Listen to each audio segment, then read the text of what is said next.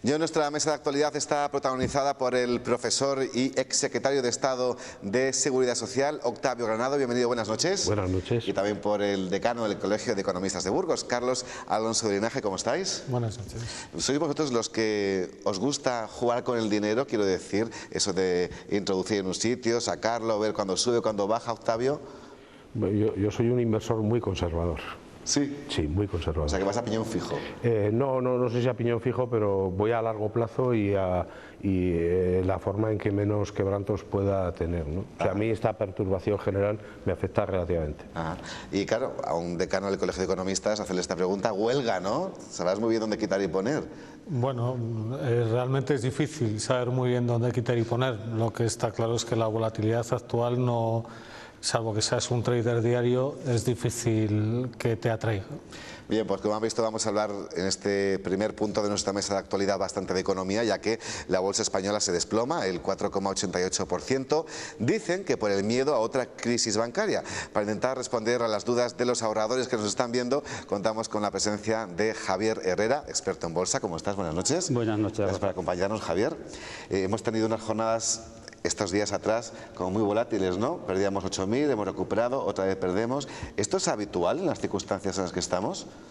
Bueno, es habitual. Periódicamente tenemos periodos de incertidumbre, periodos de volatilidad, y no es la última crisis que hemos tenido ni la que vamos a tener. Es decir, que lo que somos un poco ya veteranos en estas lides, sabemos que, bueno, que el que invierte en renta variable tiene que saber que esto pasa, ¿no? Es decir, que tiene que tener la capacidad para encajar unas pérdidas de valor en un momento determinado, ¿no? Que lo importante es saber dónde inviertes, saber que has invertido la parte que puedes soportar. Yo creo que es una gran prueba de estrés de los inversores para saber si su perfil como inversores está adecuado a la cartera que tienen, y en cualquiera de los casos, si han comprado activos que tienen valor, el precio será otra cosa, pero el valor antes o después tendrá una relación con el precio, y los precios se recuperarán. Bien, pues seguimos profundizando en ello ahora mismo, y es que vamos a hacerles un resumen. Se lo acabamos de contar, la bolsa se ha vuelto a desplomar, ha habido una desbandada de inversores tras el anuncio de la Reserva Federal de una posible subida de tipos. Su presidenta ha advertido de que la economía mundial está débil. Están muy pendientes de Grecia y de las bajadas del precio del crudo. Nueva fuga de inversores en la bolsa, ha llegado a caer casi un 4%. Eso aplasta las cifras otra vez por debajo de los 8.000 puntos. El mensaje determinante lo dio ayer la presidenta de la Reserva Federal. Advirtió de que la economía mundial está débil y eso podría impulsar la subida de tipos. Su amenaza ha afectado a la mayoría de los grandes bancos, que han sufrido fuertes pérdidas. Grecia también está en el ojo del huracán. Es la plaza que más ha perdido, y ahora Europa teme un nuevo rescate. A todo ello se suma que el petróleo vuelve a caer.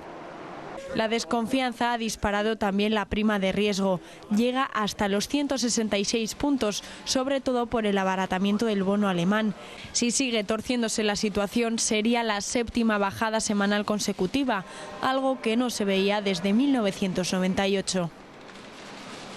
Hablamos, Javier Herrera, de Grecia, países emergentes que parece que no van a funcionar como en un principio estaba estimado. Hablamos de la bajada del precio del crudo. Había rumores hace 48 horas de que Deutsche Bank podía tener problemas para afrontar su deuda.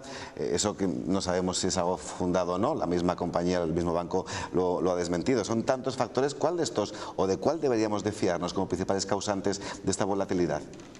Bueno, en principio parece que el origen de todo está en caída del precio de las materias primas, ¿no? Y el elemento de distorsión que se ha introducido, que al fin y al cabo se acababan de presentar los estudios de estrategia de inversión de las grandes compañías y de los bancos privados hace 15 días o hace un mes, y prácticamente antes de posarlos sobre la mesa han quedado absolutamente obsoletos, ¿no?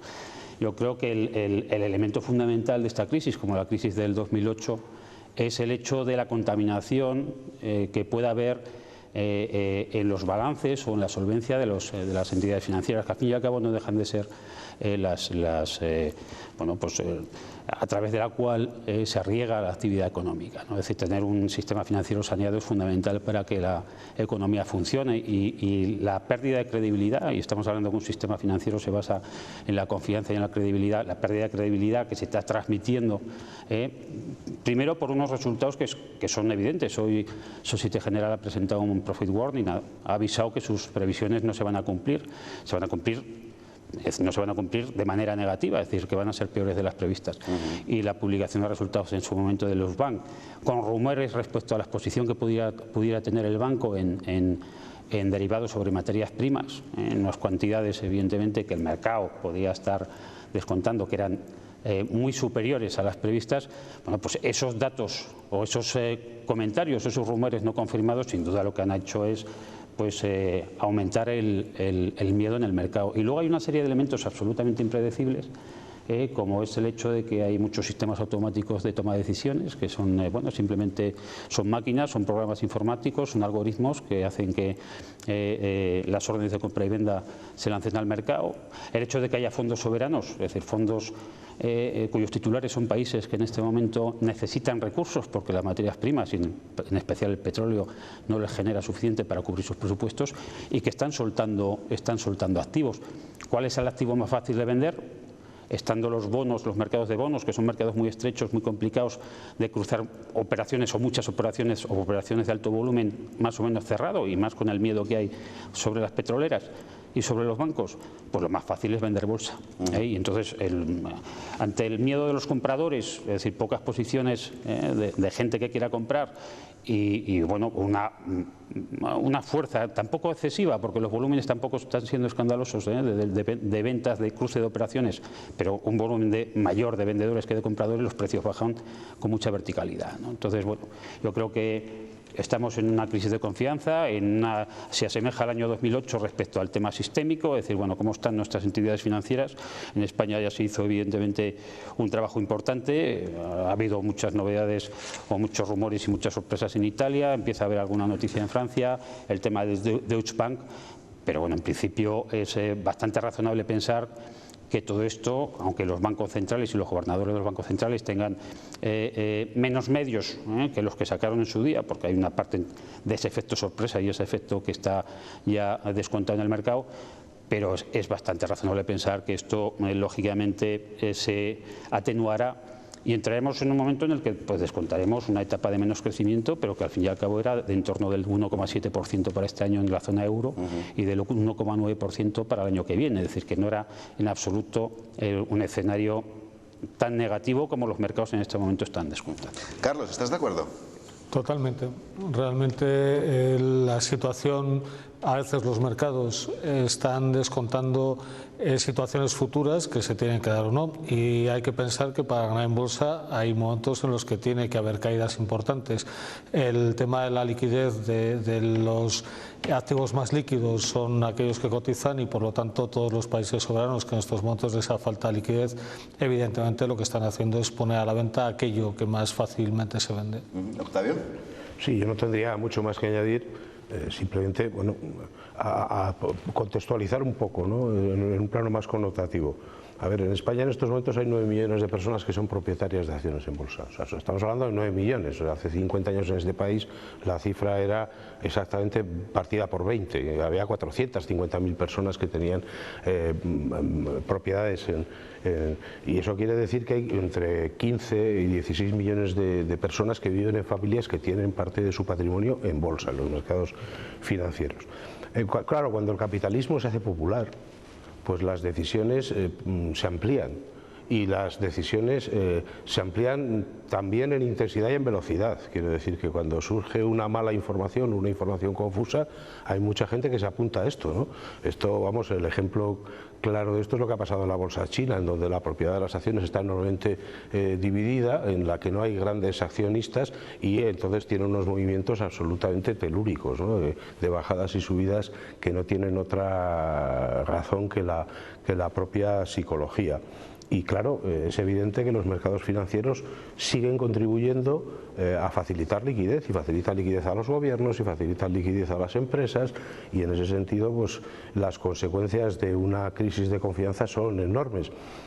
Es paradójico que para hablar de una ciencia que ha intentado aproximarse lo más posible a las ciencias exactas, que es la economía, al final tengamos que referirnos a cuestiones como confianza o credibilidad. Bueno, y eso también a lo mejor nos ayudaba a entender por qué ahora hay psicólogos que tienen el Premio Nobel de Economía. Quiero decir que ya no estamos hablando estrictamente de macroeconomía o de algoritmos, aunque es verdad que se han automatizado decisiones y que eso contribuye a que las decisiones se amplifiquen y profundicen rápidamente a velocidades increíbles, pero bueno, a fin de cuentas somos personas y las personas toman decisiones equivocadas o acertadas en función de sensaciones muchas veces. ¿Estás de acuerdo, Javier? Absolutamente. El hecho es que yo he conocido casas de análisis que tienen entre sus equipos, tienen psicólogos, pero físicos y químicos incluso, ¿no? Es decir, el intento de controlar, de dar con la fórmula econométrica que permita tener la ponderación y las variables que determinan ese comportamiento, pues lleva a que, lógicamente, el comportamiento de las personas, que en estas situaciones de pánico pues es también bastante evidente y la podemos contrastar cuando estamos por la calle con cualquier inversor, es fundamental, ¿no? Es fundamental. Buffett decía que recomendaba no invertir en bolsa a nadie que no fuera capaz de entrar en pánico si no caía un 50% de sus inversiones. Es decir, que yo creo que al final esto vuelve a ser nuevamente una lección para que los inversores adecúen sus carteras a lo que realmente son como inversores, a cuál es su perfil, ¿no? Es decir, al final el mercado recuperará y nos volveremos otra vez y perderemos las sensaciones que en este momento tenemos respecto a cómo nos sentimos, al estrés que estamos sufriendo, al sueño que estamos perdiendo.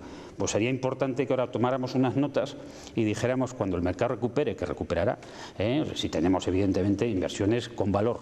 Antes hablábamos, y Carlos, que evidentemente es economista, sabe que una empresa que lo hace bien, que tiene una buena cultura empresarial, que tiene una visibilidad de negocio, que hace las cosas, es decir, que es una buena y sólida empresa, esa seguirá adelante y tendrá ahora mismo un bache y sus precios, el precio de sus acciones pueden bajar, pero antes o después el mercado reconocerá ese valor y el precio subirá. Teniendo cosas de valor, bueno, pues al final los precios recuperarán. Es importante el perfil, es fundamental que la gente, ahora es obligatorio por normativa europea hacer el perfil, pero muchos, yo lo conozco, yo lo sé, tanto muchos intermediarios como muchos clientes cuando hacen o cuando redactan el perfil, lo único que quieren es quitarse ese trámite lo antes posible. Ahí se hacen preguntas importantes, es decir, ¿cuál es la máxima pérdida que está dispuesto a asumir? Pero de verdad, de verdad. Y yo creo que es una lección más, y volveremos evidentemente a hablar de esto dentro de unos años. Entonces podemos decir que todavía para esos agoreros que hablan de una posible nueva recesión, este escenario no nos lleva a ese camino. Bueno, ¿no? vamos a ver, la economía, como tiene un elemento psicológico muy importante de confianza y desconfianza, también es algo que se autodemuestra. Es decir, si como hablábamos antes, si al final ponemos, amplificamos determinadas noticias negativas que intensifican la desconfianza en nuestro sistema financiero, en el Deutsche Bank, evidentemente al final esa desconfianza llevará a que se saquen los depósitos de ahí, se siga comprando más bonos alemanes, se descapitalicen los bancos, no puedan, si tienen que acudir a ampliaciones de capital, no tengan ampliaciones de capital, no haya inversores que quieran acudir a esas ampliaciones de capital. Como decía con mucha gracia un articulista de Expansión hace 2 días, el amigo Odar, la bolsa no se hunde, ¿no? Decía que la bolsa se sumerge. Entonces, yo creo que ahora mismo la bolsa se ha sumergido y en condiciones normales volverá a reflotar. Pues nosotros nos hemos querido sumergir en los entresijos de la economía y de la bolsa con este experto bursátil, Javier Herrera. Un placer recibirte en las noticias de la 8. Gracias. Estamos en contacto. Gracias y buenas noches.